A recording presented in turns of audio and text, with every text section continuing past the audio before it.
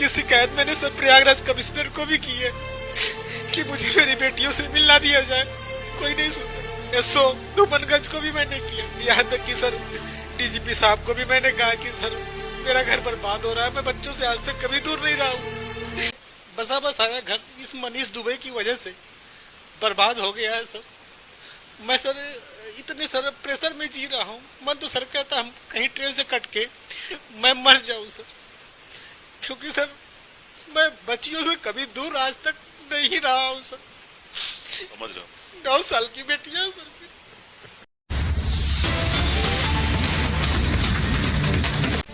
इसकी शिकायत मैंने सर प्रयागराज कमिश्नर को भी की है कि मुझे मेरी बेटियों से मिलना दिया जाए, कोई नहीं सुनता। एसओ धूमनगंज को भी मैंने किया, यहाँ तक कि सर डीजीपी साहब को भी मैंने कहा कि सर मेरा घर बर्बाद हो रहा है, मैं बच्चों से आज तक कभी दूर नहीं रहा हूँ, लेकिन सर कोई नहीं सुन रहा है। कोई कार्रवाई नहीं हुई।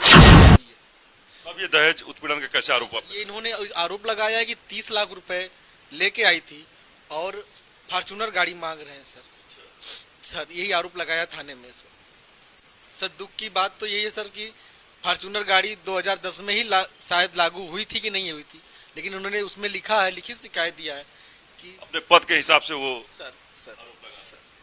और सर यही ज्योति मौर्य हमारी पत्नी जी 2015 में सिलेक्शन हुआ है, तो प्रतियोगिता दर्पण में सर इन्होंने लिखित रूप से दिया है कि मेरे पति आलोक कुमार मौर्य और मेरे ससुर राम मुरारी मौर्य की वजह से ही आज मैं इतने बड़े पद को प्राप्त की हूँ। सब तो मुझे था, लेकिन उन्होंने बताया कि ये लोग लखनऊ में मिलते भी हैं, रात भर रहते हैं।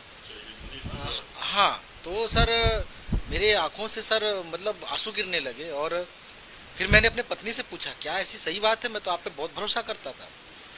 तो उन्होंने कहा नहीं आपको शक है, कोई प्रूफ हो तो ला के दीजिए। सर मेरा शक बढ़ता गया। ये 21 दिसंबर को घर से निकली लखनऊ के लिए कि मीटिंग है, फिर भी सर मैं भी इनको बिना बताए इनके पीछे पीछे लखनऊ आया और मैंने सर अपने आंखों से देखा ये लोग विभूति खंड स्थित मैरियार्ड होटल में रात भर रुकते हैं और जिसकी बुकिंग मनीष करता है। किसके आईडी से बुकिंग था? ये सर बुकिंग मनीष के आईडी से। और लोग रहते हैं वहाँ रात भर, सुबह निकलते हैं, 5,000 का बिल जमा करते हैं। सुबह मैंने वहाँ सामने खड़ा हो गया मैं ज्योति के, हमने कहा आप ये क्या कर रही हैं, ये आदमी, मैं अनजान बोला कि ये कौन है, तो इन्होंने कहा ये मनीष है जिससे मैं बहुत प्यार करती हूँ। पत्नी ने बोला सर बोला। और सर उसी दिन से मेरा विवाद, शक जो है सच्चाई में बदला, विवाद बढ़ता गया। फिर विवाद आज यहाँ तक पहुँच गया है कि मेरी पत्नी ये बार बार मुझे कहती हैं कि मुझे स्वेच्छा से तलाक दे दो, वरना मैं कोर्ट जाऊंगी, कोर्ट से तलाक लूंगी, उसमें भी नहीं दोगे तो मैं तुम्हारे ऊपर 376 अन्य गंभीर धाराएं लगा कर तुम्हारे पूरे परिवार को बर्बाद कर दूंगी, जेल भेज दूंगी, तलाक तुमसे लेके रहो। आपकी पत्नी का दिया। मनीष ने भी धमकी उमकी आपको दी कभी? सर मुझे एक बार हम लोग पारिवारिक ऐसे मनीष को लेके झगड़े हो रहे थे, तो प्रायः जब भी झगड़े पारिवारिक पति पत्नी में होते थे जी तुरंत मनीष को कॉल लगा देती थी। तो एक बार मैंने देखा उनकी कॉल चल रही थी, तो हमने कहा किसकिन पे लिखा था मनीष दुबे, तो मैंने कहा मनीष को आप कॉल क्यों लगाई हैं, ये अच्छी बात नहीं है, पति पत्नी की बातें हैं, सुलझा लिया जाएगा, परिवार को बुलाया जाए। मैंने कहा अपने मम्मी पापा को बुलाइए, मेरे मम्मी पापा आ जाए, सब लोग बैठ के बातें कर लें, जो गलतफहमियां दूर कर लिया जाए। तो इन्होंने कहा नहीं मनीष मेरा सब कुछ है, मैं उसको सुनाऊंगी और आपको जो करना हो वो कर लीजिए। उसी समय मनीष दुबे ने मुझे फोन पे कहा कि ज्योति को तलाक दे दो, क्योंकि मैंने ज्योति की वजह से ही अपने पत्नी को भी तलाक दे रहा हूँ। ज्योति जी तुरंत मनीष को कॉल लगा देती थी। तो एक बार मैंने देखा उनकी कॉल चल रही थी, तो हमने कहा किसकिन पे लिखा था मनीष दुबे, तो मैंने कहा मनीष को आप कॉल क्यों लगाई हैं, ये अच्छी बात नहीं है, पति पत्नी की बातें हैं, सुलझा लिया जाएगा, परिवार को बुलाया जाए। मैंने कहा अपने मम्मी पापा को बुलाइए, मेरे मम्मी पापा आ जाए, सब लोग बैठ के बातें कर लें, जो गलतफहमियां दूर कर लिया जाए। तो इन्होंने कहा नहीं मनीष मेरा सब कुछ है, मैं उसको सुनाऊंगी और आपको जो करना हो वो कर लीजिए। उसी समय मनीष दुबे ने मुझे फोन पे कहा कि ज्योति को तलाक दे दो, क्योंकि मैंने ज्योति की वजह से ही अपने पत्नी को भी तलाक दे रहा हूँ और हम दोनों लोग शादी करें। अच्छा, अपनी पत्नी को तलाक दे दिया? हाँ, उनका कोर्ट में चल रहा है, उनका दिया नहीं है, अभी मामला पारिवारिक कोर्ट लखनऊ में चल रहा है, उनकी पत्नी ने जैसा बताया। आपकी पत्नी ने डीजी को शिकायत नहीं की है? डीजी से मिली वो, लेकिन वो एक महिला होते हुए उन्होंने कहा कि मैं कहाँ कहाँ भाग पाऊंगी भैया, इसलिए वो थोड़ा से कमजोर पड़ गए। इसकी मेरी रिकॉर्डिंग है, ऑडियो रिकॉर्डिंग है।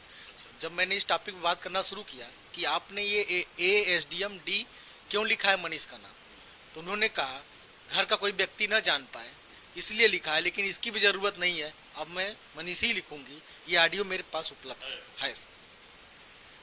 तो आपने इसकी शिकायत होमगार्ड विभाग या शुगर मिल में, आपकी पत्नी इस समय बरेली में मैनेजर के पोस्ट पे, दोनों जगह सीनियर ऑफिसर से आपने कंप्लेन की? सर मैंने इसकी शिकायत सर दोनों लोगों से की है, और बरेली शुगर मिल को भी सर लेटर दिया है, और डीजी सर के ऑफिस में 16 तारीख को मैंने रिसीव कराया लेटर, पिछले 16 को। आप मिले डीजी BK मौर्य जी से? हाँ, मैं सर गया, अपनी सारी बातें बताई कि सर मेरी रक्षा कीजिए सर, और मेरा परिवार बचा लीजिए, क्योंकि सर मेरी इन दोनों हमारे पति पत्नी और उस मनीष की वजह से मेरी बेटियां सर बहुत परेशान हो रही हैं, बहुत प्रेशर झेल रही हैं।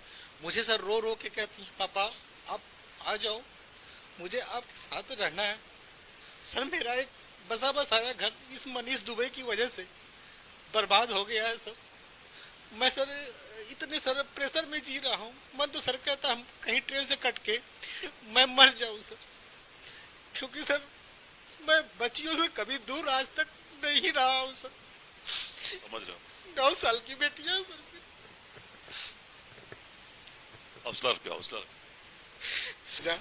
कोई कार्रवाई नहीं हुई, बल्कि ज्योति मौर्य अपने पद का ध्वंस जमाते हुए मेरे खिलाफ दहेज उत्पीड़न का आरोप लगा के मेरे ऊपर FIR, पूरे परिवार के ऊपर FIR करवा दी है। लेकिन जैसा मुझे मालूम है कि ज्योति मौर्य के पिताजी पारसनाथ जी ये चिराई गांव वाराणसी में आटा की चक्की चलाते थे, उनकी माँ गोलगप्पा बेचती थी, तो कितना दहेज दिए होंगे जिनके पास खाने के लाले हों? सर इसके सर गवाह हैं, और इन्होंने मुझे 5,000 रुपए तिलक दिया था, जो मेरे लिए 5 लाख के बराबर था, क्योंकि हम लोग सर कभी भी दहेज विरोधी हैं सर। पूरे गांव से आप पूछ सकते हैं, और इनके गांव से भी पूछ सकते हैं, इनके गांव के प्रधान जी हैं, आप किसी से भी पूछ सकते हैं, इनके बड़े भैया हैं, वो झूठ नहीं बोलते हैं लोग कि 5,000 ही हमने दिया था।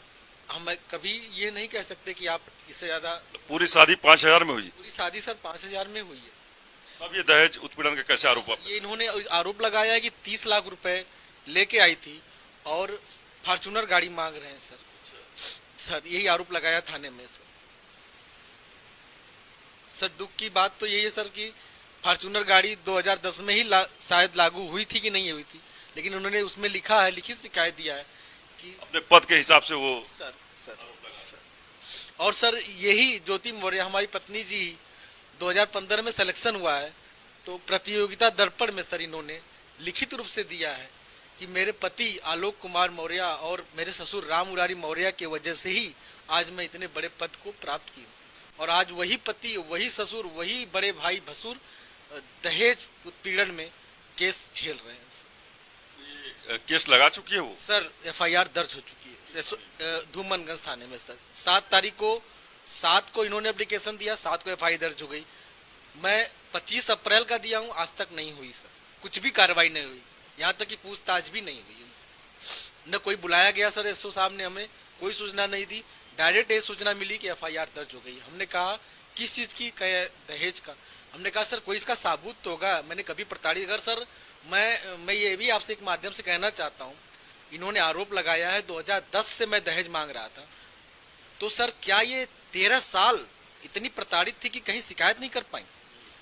ठीक है सर, 13 साल छोड़ दीजिए, 2016 से ये एज ए रजिस्टर्ड अधिकारी हैं, और 2000 आज इस समय 6 साल हो गया, तो कम से कम 6 साल में तो अगर उत्पीड़न किया गया होता तो शिकायत की होती सर।